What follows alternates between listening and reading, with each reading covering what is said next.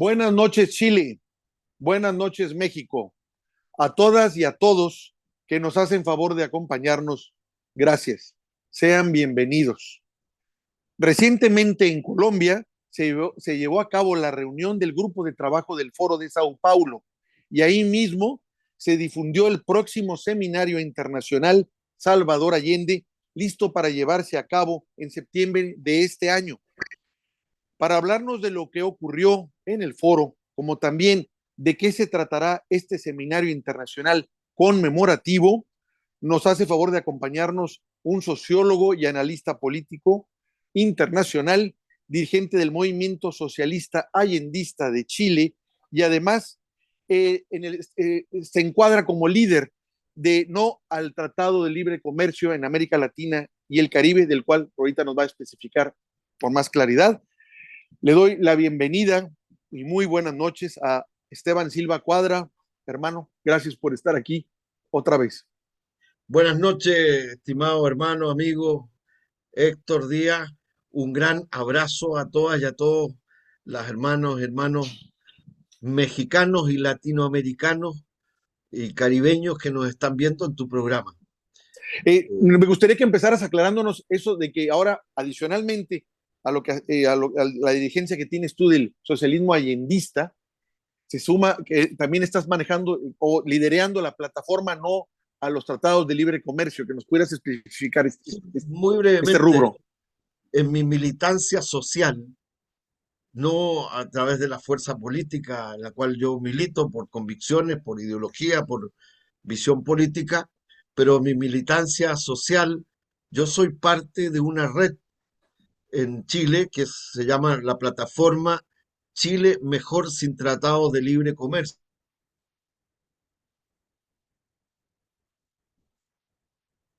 Nos quedaste sin sonido de repente, Esteban, y se bloqueó un poco la imagen. Esperamos que ahorita se corrija el problema. No sé qué problema técnico tendrías, pero nos estabas explicando en qué consiste esa plataforma que dice no al Tratado de Libre Comercio. Y esto es algo bastante interesante porque al menos donde yo estoy, México, desde hace décadas nos han vendido que los tratados de libre de comercio son la panacea, son la solución para erradicar la pobreza, para el crecimiento del país, en fin, un bla, bla, bla, bla, bla. Y conforme analizamos las cifras y las empezamos a hacer contraste entre la realidad y lo que dicen, surgen dudas y surgen cuestionamientos. Empieza uno a preguntarse si realmente estos tratados de comercio no son sino un colonialismo disfrazado en la cual se viene matando la industria productiva del país para terminar siendo importador, incluso de bienes y servicios que fueron dados a conocer en tu propio país y terminar como importador de ellos. Tuvo un problema Esteban y está regresando ahorita. Sabemos que nos estás escuchando, Esteban, pero no te vemos.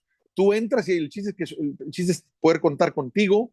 Sabemos que a lo mejor pediste prestado una otra plataforma para poder entrar y aparece el nombre de alguien muy cercano a ti, pero no te preocupes con que aparezcas tú para que nos puedas explicar y dar más Bueno, o detalles de sea esto. Ahí estás, que ya estás ahí.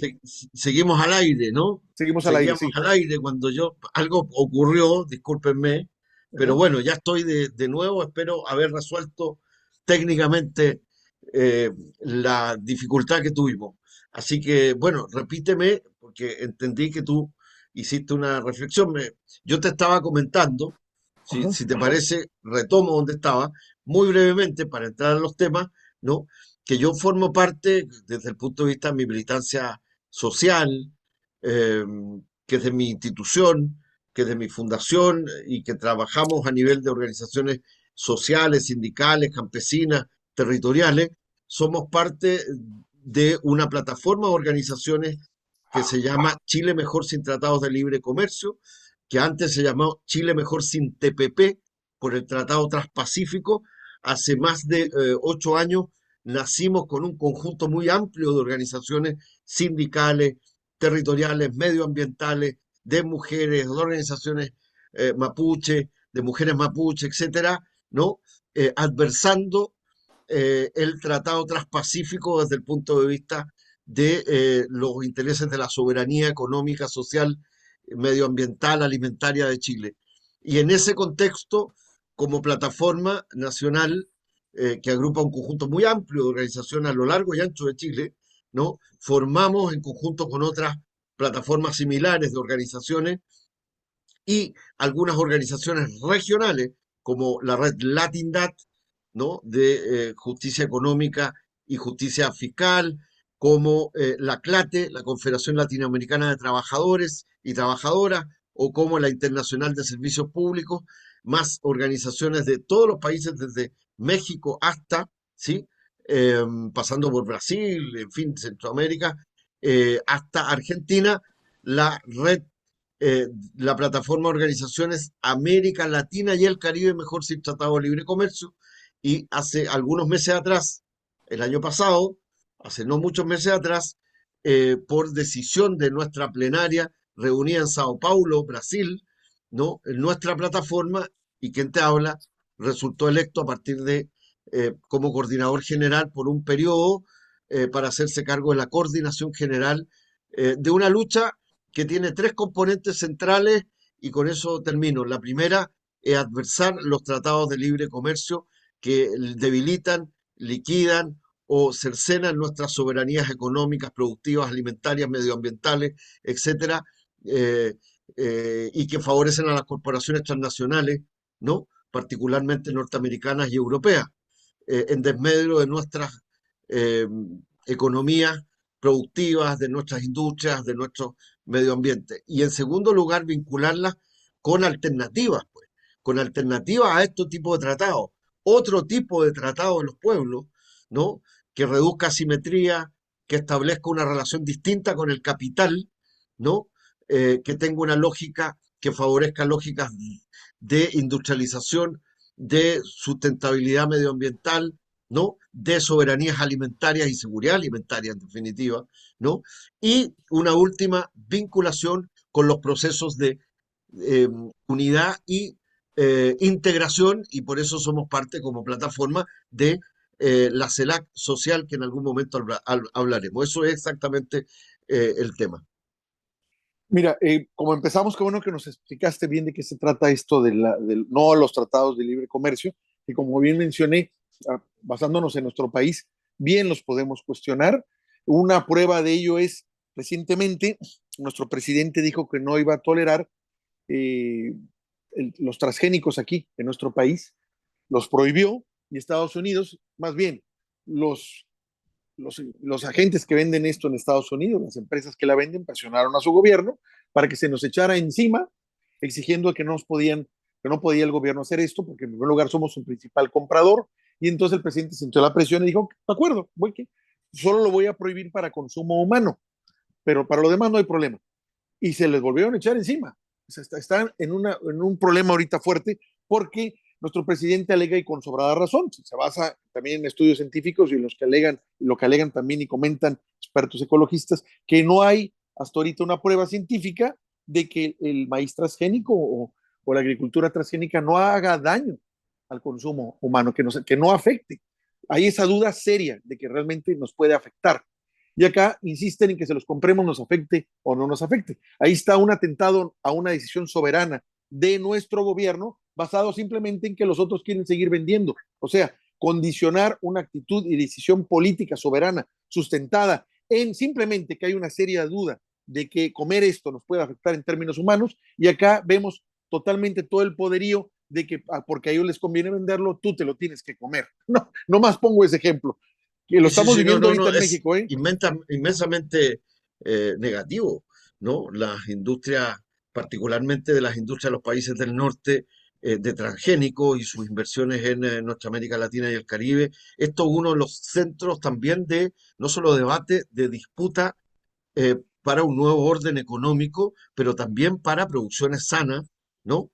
También para el resguardo de nuestras semillas y recursos eh, bioeconómicos, etcétera. Entonces, este es un tema que no es menor, No, efectivamente. no, no es menor. Ahora, la idea de convocarte era que supimos que tú estuviste en Colombia muy recientemente para el foro de trabajo del foro de Sao Paulo, y vamos, como lo hemos sabido desde hace mucho, tú eres parte fundamental e integrante de este foro, que te comento como cuestión anecdótica. Aquí, un exgobernador de Nuevo León, panista de derecha, que incluso el gas propio del Estado se lo dio a una transnacional española, que ahora se llama Naturgy, imagínate, nos quitó la soberanía energética, y después siendo secretario de Economía, se comenta que se benefició con algunas plataformas petroleras. Acaba de escribir, le vino una vena de dramaturgo, imagínate, se sienta parte de millonario dramaturgo, y ahí está haciendo una obra que se llama El Foro de Sao Paulo, aquí en un municipio de San Pedro, con la que pretende ilustrar o enseñar o adoctrinar a los idiotas que vayan a ver esa obra, que imagino que son familiares y amigos de él, sobre lo tremendamente diabólico, dañino y corrupto que es el Foro de Sao Paulo que entre en nuestro país. Vamos, esa forma de diabolizar, de satanizar el Foro de Sao Paulo, ya lo hicieron en una obra de teatro. Este pobre idiota, este pobre tipejo, millonario es lo que tiene. Podrá presumir su código postal, pero no su código ético. Hay una enorme diferencia entre las dos cosas. Y lo está haciendo. Entonces, a mí me interesaba que nos comentaras precisamente tú, aquí, en la cercanía que yo estoy, en el mismo estado y colindando municipio con municipio, que nos des tu versión del Foro de Sao Paulo y qué fue lo que viste allá y qué es lo que van a proceder, aparte de conquistar el mundo, dominar el mundo, como dicen estos nazis, cuando son ellos los que lo buscan hacer. Mira, las extremas derechas, las lógicas fascistas, las derechas más bien cavernícolas desde el punto de vista político, pero también ideológico, tienden a ver al Foro de Sao Paulo, es decir, a las fuerzas de izquierda, a las fuerzas progresistas, a las fuerzas populares que se agrupan en torno al Foro de Sao Paulo, que como sabemos es un foro, es un espacio de la izquierda, del progresismo, de las fuerzas populares y de izquierda, creado en un momento de reflujo eh, para las ideas progresistas y revolucionarias, democrática, socialista y transformadora, y creada por dos grandes, también fueron otros sin lugar a dudas, pero por dos grandes dirigentes, ¿no? Que impulsaron esto, en particular, me quiero referir al comandante Fidel Castro Ruz, como secretario general del Partido Comunista de Cuba y primer secretario, ¿no? Primer ministro del Consejo, presidente del Consejo de Ministros en ese momento de Cuba, y al actual presidente Luis Ignacio Lula da Silva, ¿no? Dirigente del Partido de las y los Trabajadores de Brasil. Ciertamente hay otras y otros compañeras y compañeros de otras fuerzas de izquierda y populares latinoamericanas que estuvieron junto con ellos en el origen de la constitución del Foro Sao Paulo, que se llama Foro Sao Paulo porque la primera reunión se realizó en la ciudad de Sao Paulo, Brasil. Por eso se llama Foro de Sao Paulo y es la expresión de un espacio, un foro de articulación de ideas, de iniciativas de las fuerzas de izquierda y progresistas latinoamericanos y caribeñas, con esta impronta, ¿no? En un momento difícil en que había una crisis del campo llamado el socialismo real, estaba en el periodo de inicio de su disolución, había una fuerte ofensiva de la lógica neoliberal en la expresión de la globalización neoliberal impulsada en la era Thatcher, Reagan, ¿no? Por poner un contexto en el mundo de aquel entonces. Ahí hubo, insisto, quiero decir, otras y otros también, compañeras y compañeros de distintos países, en las cuales solo quiero referirme a uno adicional, a quien quiero rendirle homenaje, porque una de las tareas del Foro de Sao Paulo, de su programa, ya voy al tema de la pregunta, no te preocupes, de que aprobamos en esta reunión del grupo de trabajo el Foro Sao Paulo, reunido del 14 al 16 y particularmente 14 y 15 en la ciudad de Bogotá, de abril, hace unos días atrás, uno de las actividades que vamos en muy pocos días más, que fue aprobada en nuestro plan de trabajo, nuestro plan de acción 2023, es rendirle homenaje a uno de los fundadores también del Foro de Sao Paulo, que tuve el honor de ser su amigo, de conocer y de aprender profundamente de él, como Javier Díaz Canseco, un gran mariateguista peruano, fundador del partido mariateguista unido del Perú y luego del Partido Socialista. Bueno, dicho eso, lo que hicimos entonces, y bueno, y para cerrar esta historia, o sea, la verdad es que las derechas y la ultraderecha y el fascismo le tienen un pánico enorme al Foro Sao Paulo, no se nos indican de tener muchísimo más influencia en los países, cada una de las fuerzas y los partidos miembros y movimientos, como que tenemos una capacidad en lógica de internacional, de las internacionales de comienzos de finales del siglo XIX, del siglo XX, eh, de que el Foro Sao Paulo es poco menos que en Chile decimos el cuco, el diablo, todo lo malo, etcétera, y que además tenemos capacidad de influir de tal manera de desestabilizar economías, gobiernos. Esta es la clásica visión de la ultraderecha discursivamente, en mi opinión, y cuando yo digo la ultraderecha, yo digo muchas veces, mire, la derecha y la ultraderecha con miedo se llama fascismo. O sea, la derecha cuando le entra el pánico se pone fascista, ¿no? Y llega al fascismo, a la metodología represiva, totalitaria del fascismo, ¿no? Y esa lógica de generar histeria, intoxicación, en contra de la izquierda, que en el fondo es contra las fuerzas de la y los trabajadores, de los movimientos populares, de las izquierdas que luchan por lógicas soberanistas, transformadoras en la economía, por mayor redistribución social del producto, por mayores niveles de justicia social y sobre todo de mayores niveles de participación y poder popular protagónica de los pueblos, de manera tal de que las democracias tengan que ver con los intereses reales de las y los trabajadores manuales e intelectuales en nuestra sociedad y de los pueblos. En definitiva, claro, lo que hay ahí es una histeria de las derechas y ultraderechas que terminan en lógica fascista y que identifican al Foro de Sao Paulo con todo lo malo y todo lo que ellos adversan y todos sus temores, en definitiva. Ojalá tuviéramos, ¿no? La capacidad de articular, de convocar a las y los trabajadores y a los pueblos que ellos nos adjudican. Ojalá fuera así, y lo digo con toda claridad, porque quiere decir que habría más conciencia del punto de vista de los movimientos sociales y de trabajadoras y trabajadores y de las izquierdas para transformaciones y para una vida más digna, ¿no? Y para la justicia social en definitiva. Dicho eso, estimado Héctor, el Foro Sao Paulo se reunió en la reunión del grupo de trabajo que es preparatoria a la reunión anual. La verdad es que no habíamos tenido la oportunidad física todavía, desde que comenzó la pandemia de la COVID-19, de tener una reunión anual tan amplia como la que se está preparando. Estuvimos en noviembre del año pasado, ¿sí? Una reunión del grupo de trabajo eh, ampliado en Caracas, Venezuela, ¿sí? Que incluso la inauguró el propio presidente Nicolás Maduro, quien a su vez es el presidente del Partido Socialista Unido de Venezuela, una de las fuerzas integrantes, ¿no? Del Foro de Sao Paulo. Pero la reunión que tuvimos tuvo tres grandes objetivos. Y la primera fue que tuvimos la oportunidad de primera mano de conocer, reflexionar y escuchar las intervenciones de las y los dirigentes del pacto histórico, de la coalición de gobierno del presidente Gustavo Petro.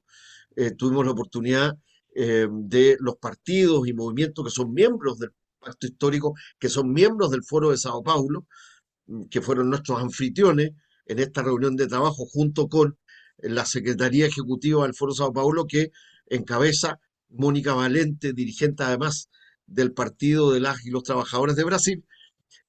Primero, tuvimos la oportunidad de escuchar eh, cuáles son las propuestas y la visión de la política del gobierno popular y transformador del presidente Gustavo Petro respecto a la paz total, los temas que están pendientes, los temas de la negociación de paz con el ELN, los temas de las reparaciones y todo el proceso pendiente frente a las víctimas que han sufrido violaciones estructurales a los derechos humanos como producto de este proceso de paz y de negociación con la FARC-EPL, ¿no? En primer lugar, los desafíos del gobierno del presidente Petro, y las grandes reformas que ha impulsado, la reforma tributaria, la reforma de las pensiones, ¿no?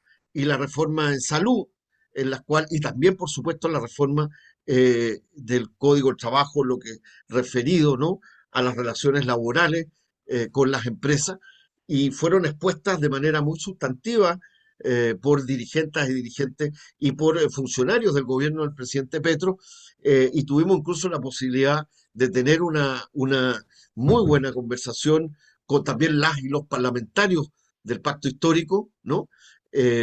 Una reunión de trabajo, desayuno, y que estaba encabezada por Gloria Inés Ramírez, ministra del Trabajo del gobierno del presidente Petro, que a la vez es una antigua, porque no quiero decir vieja, todo lo contrario, una antigua dirigente política eh, que está en el Foro de Sao Paulo, que hoy día ejerce la responsabilidad de ser ministra del Trabajo del presidente Gustavo Petro. Entonces, en primer lugar, entregamos nuestro respaldo, las fuerzas del Foro de Sao Paulo, reunidas allí al gobierno del presidente Petro en su política de paz total y respecto de las políticas de transformación y de reforma tan importantes para la sociedad colombiana que encabeza el presidente Petro. Uno. Dos, hicimos profundizamos un documento base que se ha elaborado, que está en proceso final de incorporar las últimas aportes, ¿no? Hay una comisión redactora que va a ser el documento base que define las grandes visiones geopolíticas, geoestratégicas y respecto a los ejes de lucha de la izquierda y de las fuerzas progresistas y de los pueblos en América Latina y el Caribe, que va a ser el documento base, ¿no? Que se va a trabajar y sancionar en definitiva como gran línea de trabajo conjunta en la próxima reunión anual del Foro Sao Paulo, que se realiza los últimos días de junio y los primeros días de julio en la ciudad de Brasilia, en Brasil, y que seguramente, por cierto, esperamos que además de las fuerzas del Partido de los Trabajadores, del PCdoB, del conjunto de las fuerzas que forman parte del grupo de trabajo y del Foro Sao Paulo brasilera, ¿no? Y movimientos sociales que van a estar invitados para dialogar, para intercambiar las y los dirigentes del Foro Sao Paulo, parlamentarios, alcaldes, alcaldesas, dirigentes sociales, etcétera, que cuenta con la presencia del fundador, que hoy día del Foro Sao Paulo, que es el presidente de la República Federativa de Brasil, Luis Ignacio Lula da Silva. Eso va a ser, entonces trabajamos el documento base, lo pusimos a punto, hay un último proceso para que ese documento que define las grandes visiones y las grandes líneas de acción del trabajo, de la unidad en la diversidad del Foro de Sao Paulo y de los ejes de trabajo, sea discutido, mejorado, conversado de manera muy amplia en Brasilia, y finalmente acordamos, ¿sí? el, eh, el plan de acción 2023, eh, que como decía hace un momento atrás, ¿no?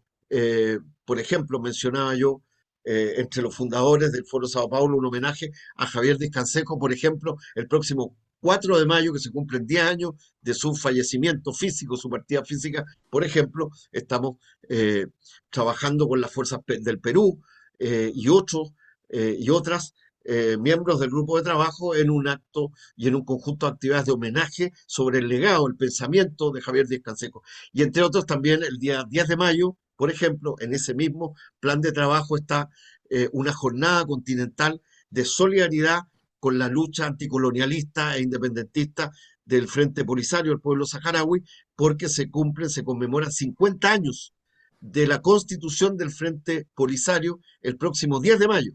Y ahí voy al 50 aniversario que tuvimos la oportunidad de exponer y recibió el involucramiento, la decisión de apoyar, de participar, incluso con actividades en cada país previa, ¿no? También, ciertamente, el 50 aniversario del golpe militar, cívico-militar fascista en contra del presidente Salvador Allende, que le costó la vida al presidente Martí Salvador Allende, ¿no? Eh, Y por tanto lo que vamos a hacer en Chile y en todo Chile, pero también esperamos en actividades previas o simultáneas en otras partes del mundo, ¿no? Son actos de homenaje al presidente mártir Salvador Allende, a la unidad popular, o sea, al legado de la lucha popular, al programa de la unidad popular, que significó la primera experiencia democrática, electa democráticamente, de la transición de la vía chilena al socialismo, que fue ahogada en sangre y en fuego aquel aciago 11 de septiembre de 1973, ya hace 50 años. Y por lo tanto, si me permite, o me paro acá, porque te ¿no? quería contar un poco cuáles son las actividades concretas que vamos a realizar en Dale. este seminario internacional y no solo en este seminario internacional, sino a través de un conjunto en torno a esos días de actos en los territorios, en las comunas, en las regiones de Chile, etcétera, en las cuales el Foro de Sao Paulo las ha hecho suyas, ¿no? Va a participar sus dirigentes políticos, figuras importantes latinoamericanas y caribeñas, pero también van a participar y ya se están sumando con su presencia física figuras dirigentes políticos y sociales, no solo de América Latina y el Caribe, sino del África, ¿no? Del Asia, del Medio Oriente y también de Europa en estas actividades. Y entonces, estas actividades básicamente, y que fueron hechos, como te digo, eh, pues, suyas por el Foro Sao Paulo, que va a involucrarse muy activamente. Y van a haber también otras actividades preparatorias, previas, seminarios, conversaciones por Zoom, paneles internacionales, ponencias magistrales, presentaciones, edición de libros, publicaciones, presentación de documentales y artísticas, etcétera. Y en el caso nuestra y nuestro, vamos a realizar un gran seminario internacional, ¿no? Internacionalista, es internacional e internacionalista, justamente con ocasión de, en solidaridad y en homenaje al presidente Mártir Salvador Allende respecto de el 50 aniversario del fatídico aniversario del golpe militar de carácter fascista en contra del pueblo chileno en la Unidad Popular. Y este seminario se va a realizar en una comuna como base, pero también van a haber actividades en otras comunas, es decir, en otros territorios, en otros municipios, pero básicamente en el caso del seminario internacional va a partir de una comuna, es decir, un municipio popular, cuyo alcalde eh, fue nuestro, en el caso nuestro, los socialistas allendistas y otras fuerzas de izquierda, Partido Comunista y otras, fue nuestro candidato presidencial en las primarias de la izquierda de Apruebo Dignidad, en que él se presentó y el otro candidato es el actual presidente de Chile, Gabriel Boric. Y entonces vamos a través de los días desde el 7 hasta el 11 de septiembre, porque el 11 van a haber una conmemoración en distintas partes del país, incluyendo el gobierno está organizando organizaciones sindicales, organizaciones de izquierda, movimientos sociales, etcétera. Pero nosotras y nosotros vamos a concentrarnos en el municipio de Recoleta, de la comuna, que es una comuna popular del Gran Santiago, y junto con otras también comunas donde vamos a realizar, porque se han asociado alcaldes y alcaldesas populares, en realizar un gran seminario donde estamos comprometiendo la presencia de líderes y lideresas latinoamericanos y caribeños y de África, Asia, Oceanía, como te decía, Medio Oriente, que tiene 6 grandes ejes. El primero es reflexionar a través de paneles, de debates, de presentación de documentos, libros, etcétera, paneles conjuntos o charlas magistrales sobre Salvador Allende y el pueblo trabajador de Chile. Y el tema es, y la mirada es la vigencia de un proyecto socialista, popular, anticapitalista, antiimperialista y bolivariano para el siglo XXI. Eh, Podría decirte que ya hay algunos nombres muy relevantes que están asociados y que van a venir, pero evidentemente estamos en el proceso de, y van a venir, sin lugar a dudas, de toda América Latina y el Caribe, en torno a este tema. El segundo tema es vigencia del discurso del presidente Salvador Allende ante las Naciones Unidas, que fue el 4 de diciembre de 1972, referido a la confrontación entre corporaciones transnacionales y los estados. Ese fue el discurso en que Allende fue premonitorio a propósito de eh, América Latina mejor sin tratados de libre comercio, de la arquitectura de tratados de libre comercio, tratados bilaterales de inversión, estos TPP que cercenan las soberanías económicas, que acrecientan las diferencias del intercambio desde el sur global respecto del norte capitalista central, etcétera. Entonces, vigencia al discurso del presidente Salvador Allende ante las Naciones Unidas en diciembre del 72, referido a la confrontación entre corporaciones transnacionales imperialistas, como le llamaba el propio Allende, y los estados, y lucha contra los tratados de libre comercio e integración latinoamericana y caribeña, y como gran norte, este gran tema son sobre las alianzas del sur global para una nueva arquitectura mundial. El tercer tema es Salvador Allende y la unidad popular y el tercer mundo, la concepción del tercer mundo, la autodeterminación de los pueblos y movimientos de liberación, la actualidad y vigencia en la lucha por un nuevo orden mundial pluripolar. Esperamos tener un arco muy grande de aquellas y aquellos fuerzas y representantes de movimientos de liberación al día de hoy que siguen luchando por su autodeterminación e independencia. Por ejemplo, Puerto Rico.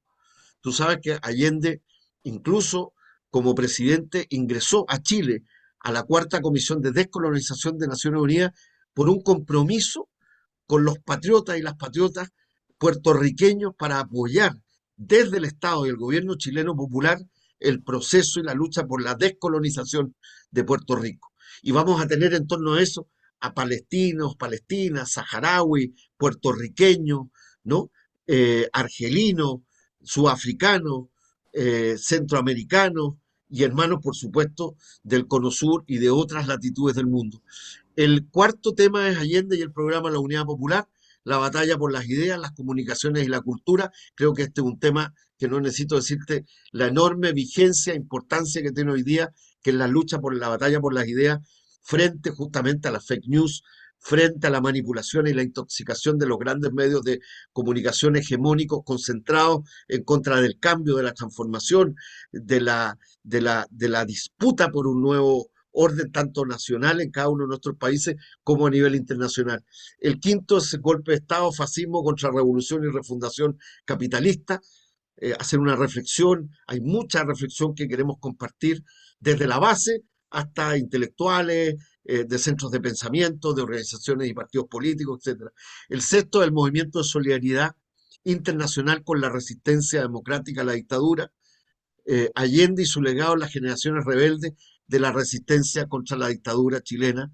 Yo soy parte de la generación de los 80. Queremos que hablen las generaciones. La que estaba en cargos de responsabilidad en distintos niveles, al golpe hace 50 años, las que nos formamos bajo la resistencia, en clandestinidad, bajo una feroz represión desatada por la dictadura y los servicios de inteligencia de Pinochet, en alianza, por supuesto, con servicios de inteligencia internacionales como la CIA y otros, ¿no?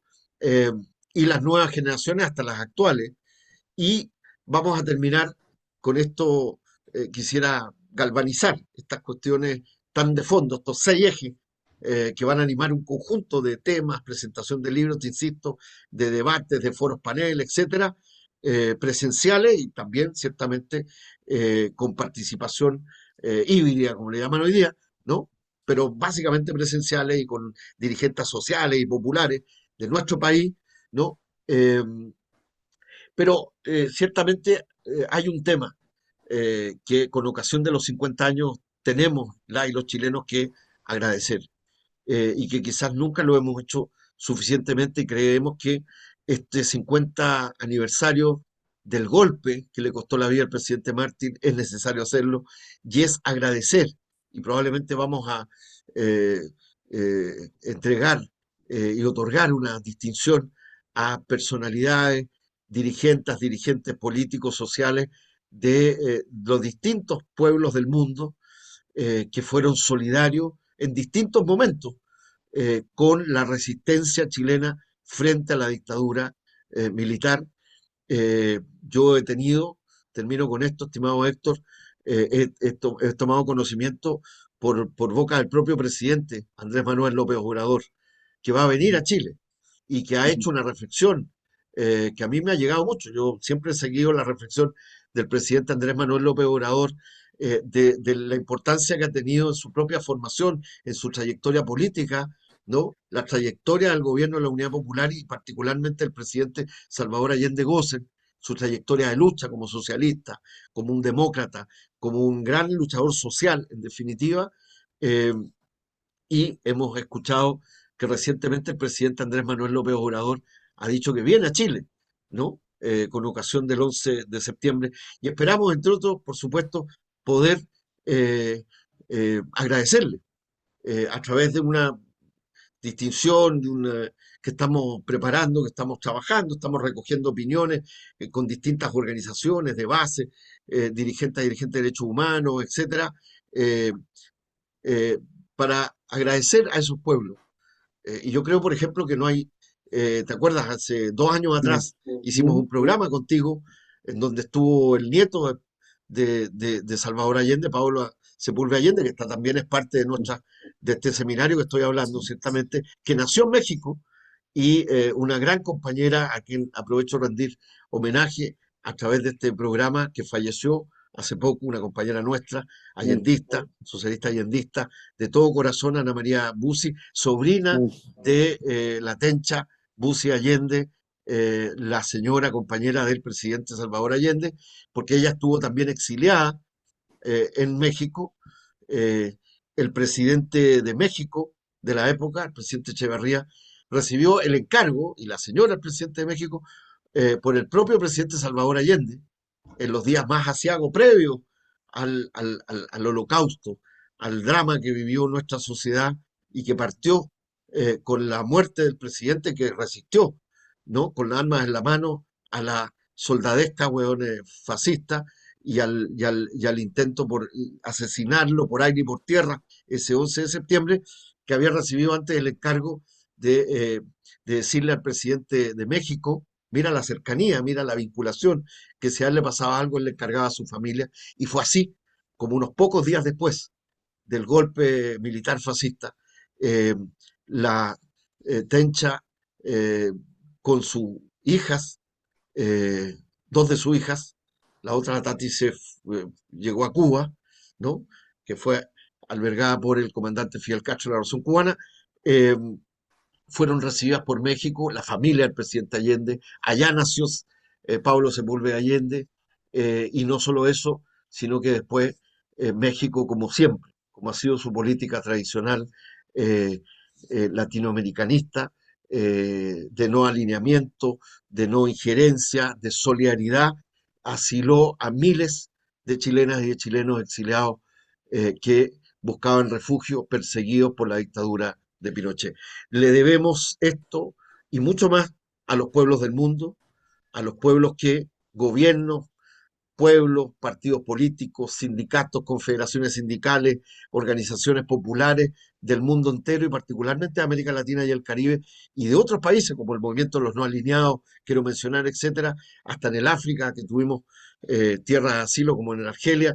Le debemos un agradecimiento y pensamos hacerlo en el marco de este seminario y de este compartir, eh, este homenaje al presidente Salvador Allende a la luz de los 50 años de este golpe militar tan brutal, en que el pueblo chileno sigue todavía, con todas las circunstancias y los cambios que han habido, bregando por abrir las grandes alamedas y por hacer materializar aquella frase tan señera, pero que es fruto de la praxis, es decir, de una larga trayectoria de lucha, ¿no? De Salvador Allende en un sentido colectivo, pero también respecto de él, aquella frase tan cargada de futuro y de fondo que señalara momentos antes de morir eh, el presidente Salvador Allende: la historia es nuestra y la hacen los pueblos. La construyen, la edifican, la transforman los pueblos.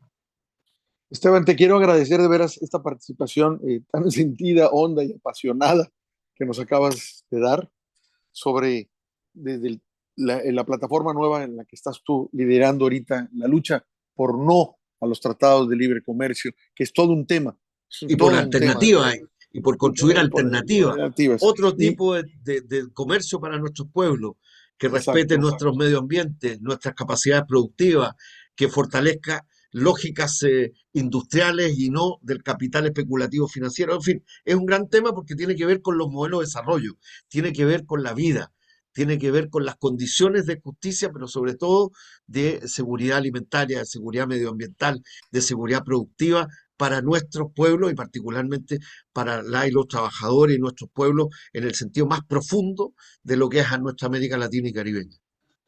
Y bueno, y también lo que nos dijiste, el foro del satanizadísimo del foro de Sao Paulo, ya sabemos que es una burla, es una idiotez Oye, lo que usa la y derecha. ojalá, Héctor, ojalá seamos mucho más merecedores, no de la satirización ridícula, patética, de esta idea, como yo te decía, que muchos de estos derechistas y extremos derechistas, yo les digo, mire, el fascismo son la derecha con pánico o con miedo, o sea, que se transforman en fascistas porque se transforman violan la democracia, la pisotean, están dispuestos a perseguir las ideas, entonces son derechistas con miedo, terminan siendo fascistas.